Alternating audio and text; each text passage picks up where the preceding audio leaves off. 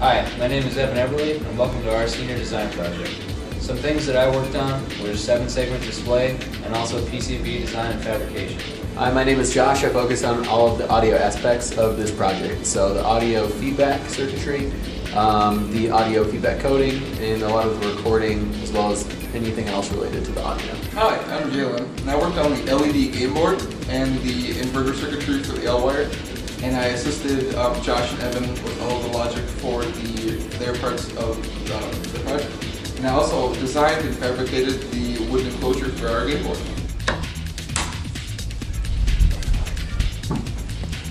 Hi, this is our senior design group 1521 electronic cribbage board. We created this for our advisor, Jeff, and the reason that we created this is that he was looking for an electronic cribbage board that would replace the manual pegged hole cribbage board. So right now we're in 3-player operation mode, and so for the player 1 buttons, you have a minus button, a plus button, and an enter button. And this is repeated for players 2 and 3 as well in the same configuration. Let's say that your player 2 got 5 points, so you'll hit on the plus button 5 times, and then your score will be indicated on the 7-segment display according to your color. And if you want to enter those points on the board, you'll hit the enter button. Now your current run points is cleared out on the 7-segment display, but then your 5 points is added to the player 1 track on the display board. This also goes for players 2 and 3 as well. They work in the same operation. So we're also able to edit our score on the game board as well. Let's say that you entered 6 points, but you actually wanted only 5 points. So we need to edit backwards 1 point.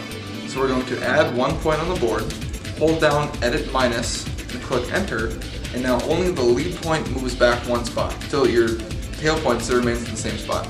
You can also edit forward as well. So let's say I got 5 points, but I actually wanted to go 6. So I'm going to hit plus point, edit plus, and click enter, and now only my lead point goes up 1. You might lose track of whose crib it is.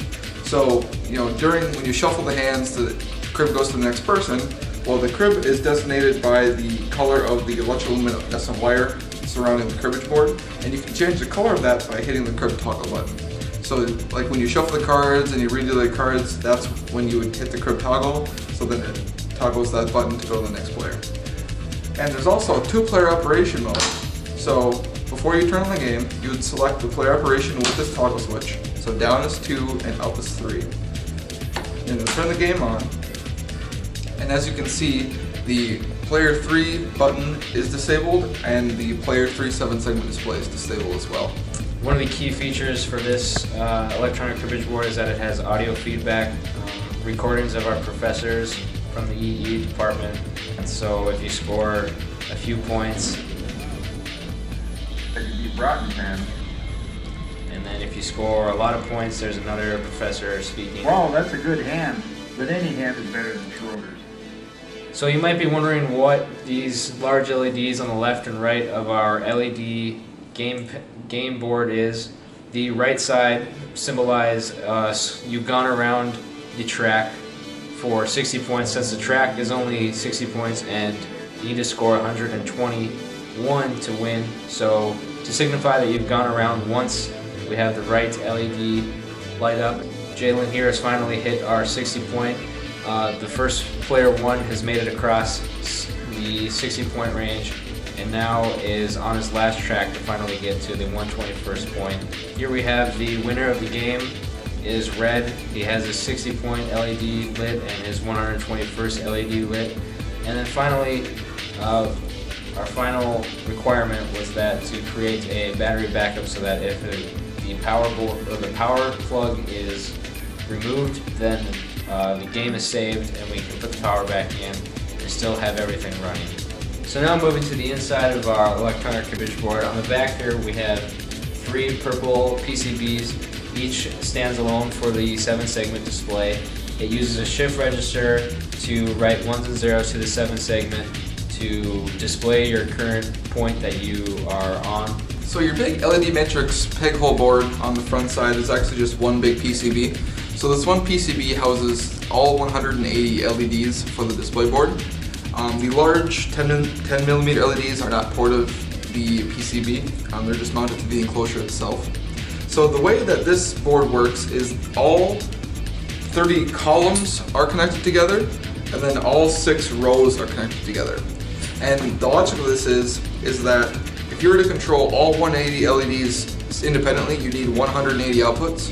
But by having all of the columns on shift registers and having the rows on a counter, you can actually control all 180 LEDs using 5 outputs from a microcontroller. So only one row is on at a time. So you row 1 will be on, you turn on the LEDs that you want, you turn it off. Then you turn on row 2, turn on the LEDs that you want, turn it off. Turn on row 3, and then you just loop around that about 400 times a second is what we have ours running at, and then that's how you get the display to be on. So when you flip over to the undercarriage, you see that there's one main control PCB and then all of our peripherals that are plugged into it. So in this PCB, it houses all of the microcontrollers and pretty much the brains of the operation. So the main brains of the operation is just a PIC 18F4620. Also included in this, the big transformer here on the right side, that is for the circuitry that drives the electroluminescent wire around the display portion of the board. Coming down here, we have all the terminal blocks and resistor divider networks for all the push buttons. Going over here, we have some of our power input circuitry and battery backup.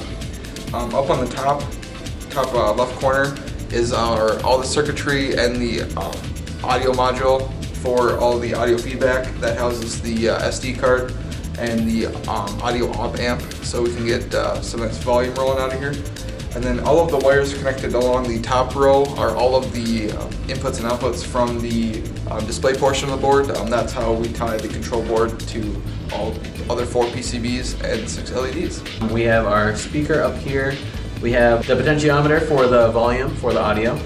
Push buttons all down here along the edge. You have the 3 other push buttons for your edit plus, edit minus, as well as your crib toggle. Then we have our toggle switches up here, the top one being for power, and then the bottom one being for your 2 or 3 player operation mode.